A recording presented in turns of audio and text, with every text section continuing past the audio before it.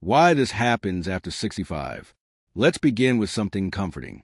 Forgetting names after 65 doesn't mean something is wrong with you.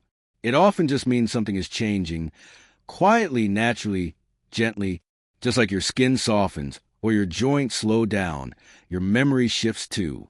Not gone, not broken, just different. But names are special, aren't they? They're more than words. A name is someone's identity, a bridge between you and them. And when that bridge wobbles, it can feel unsettling. Let's walk through 6 deeper reasons why names become harder to recall as we age, and the simple things you can do to rebuild those memory bridges. Reason number 1, brain speed naturally slows. Imagine your brain like a filing cabinet. When you were 30, you could toss information in and pull it out in seconds. But after 65, the drawers don't close as fast. The labels are a bit faded. It just takes longer. It doesn't mean you've lost intelligence. In fact, your brain likely holds more wisdom now than ever before. But speed? That's a younger person's game. You don't sprint. You stroll. Your thoughts do the same. So when you meet someone new, say, "This is Jonathan," your brain hears it but files it slowly. If the conversation keeps moving, you may never find the drawer it went into. Try this. Pause after introductions. Look them in the eye. Say, "Nice to meet you, Jonathan." That pause gives your brain just enough space to store the name properly. Reason number 2, you practice less than you used to. In your working years, names were part of the job. You remember clients, co-workers, students, customers. But now, maybe fewer people. Fewer first-time introductions. Less practice. Think of memory like a garden.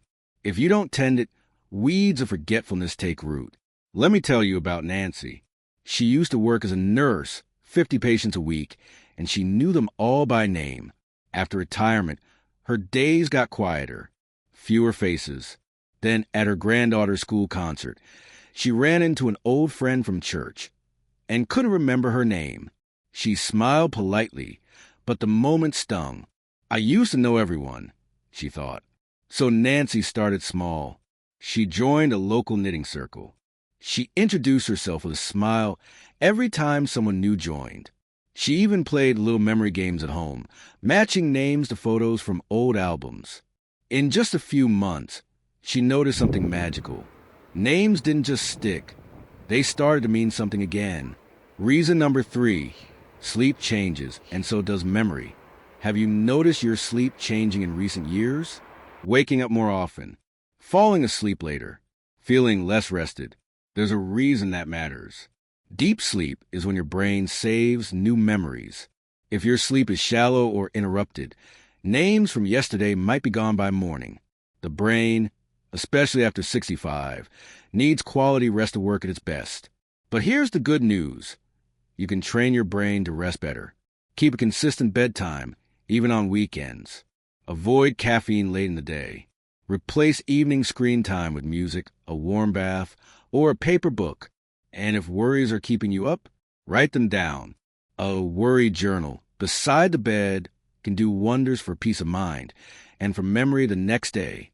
Reason number 4, your mind is too full. You may be retired, but your mind is still busy. You're thinking about medications, your next doctor appointment, want to call the kids, whether the back garden needs weeding. So when someone says, "Hi, I'm Carol," your brain is halfway through next Tuesday. And just like that, the name floats away. Our brains are amazing, but they don't multitask well, especially when it comes to memory. So if you're talking to someone, give them your full attention, even for just 10 seconds. That focused presence acts like glue for names. Here's a trick. Use visual imagery. If someone says, "I'm Rose," imagine a rose flower gently blooming beside her. Now the name has a picture, and pictures are easier to remember than words alone.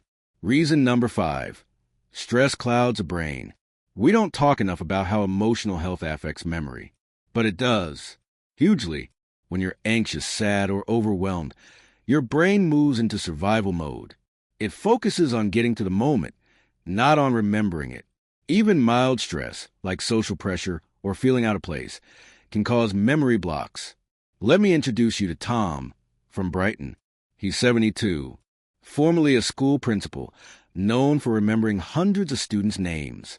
But after his wife passed away, Tom found himself more isolated. And when he finally did attend a local senior lunch, he panicked. Faces he should have remembered felt like strangers. Names disappeared the moment he heard them. He later shared, "It wasn't my memory that failed. It was my confidence." Through gentle therapy and community support, Tom began to reconnect with others and with himself. His memory returned slowly but steadily, not because of a miracle, but because the fog of grief began to lift. Reason number 6, we stop being curious. This may be the most surprising reason of all. Sometimes we forget names because we're not really interested, not intentionally. But life has dulled our sense of curiosity. We hear "this is Kevin" and think, "Nice." But we're not really present. Curiosity is the brain's way of saying, "I care about this." And when your brain cares, it remembers. So next time you meet someone, try this. Ask a question. Any question. What do you enjoy doing these days? Where's your accent from? How did you meet your spouse? The name becomes more than a sound. It becomes a story. And our brains remember stories far more easily than facts. Tom's story, from forgetful to connected. Let's return to Tom one last time. After feeling embarrassed at that senior lunch, he almost stopped going altogether. But something inside him stirred. He remembered a time when names weren't just facts. They were friendships. So he made a plan. He'd attend one social event a week. He'd repeat every name he heard, twice. And he'd write down the names afterward, along with a small detail. Sandra loves crosswords. Bill walks with a cane but tells great jokes. It wasn't fast, but over weeks, then months, things shifted. He wasn't just remembering names. He was remembering people. And those people, in turn, remembered him. His life felt fuller, richer, not because his brain was young again, but because his heart had reopened to connection.